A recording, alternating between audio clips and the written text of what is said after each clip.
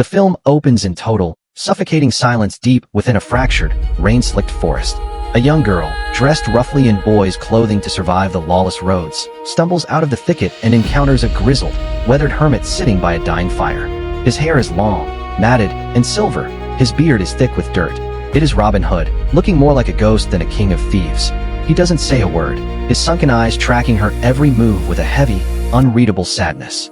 Sensing her hunger, he silently passes her a piece of salted meat.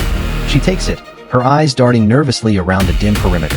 The air is thick with tension as Robin mutters a low, gravelly warning about the dangers of the woods, completely unaware, or perhaps deeply aware, of the blade tucked inside her sleeve.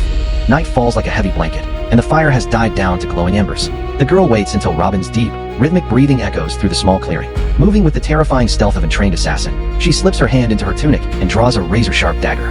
She creeps over his sleeping form, her shadow stretching across his dirt-streaked face. Raising the blade high, she plunges it downward toward his exposed throat.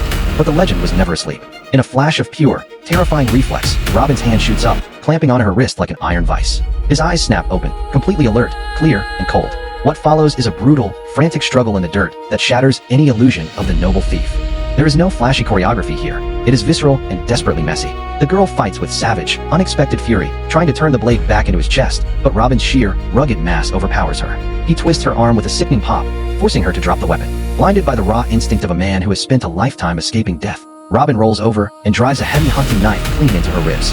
The girl gasps, her eyes widening in shock as the realization of who she just attacked sets in. She collapses into the mud, leaving Robin panting over her body, horrified by the monster he has become. The adrenaline hasn't even cleared before the bushes snap. Out of the darkness bursts Edward, a burly, scarred companion from Robin's blood-soaked past. He is frantic, covered in sweat, and breathing heavily. Edward drops to his knees, not to mourn the girl, but to deliver a devastating plea. A rival warlord's merciless gang has tracked them down, pillaged his farm, and trapped his family. There is no time to process the assassination attempt. Robin wipes the fresh blood from his blade onto his trousers, his expression hardening back into the cold mask of a killer.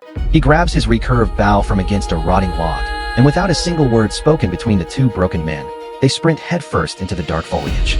The sequence explodes into a chaotic, terrifying raid as Robin and Edward breach the burning farmstead. The screen lights up in violent oranges and deep blacks. Robin moves like a force of nature, trading his bow for a brutal, heavy broadsword. He hacks through the warlord's men with terrifying efficiency, catching blades on his leather bracers and delivering heavy, fatal blows. It's an unrelenting wave of steel and flying sparks. But the victory is empty. In the absolute chaos of the crossfire, Edward's wife is struck down.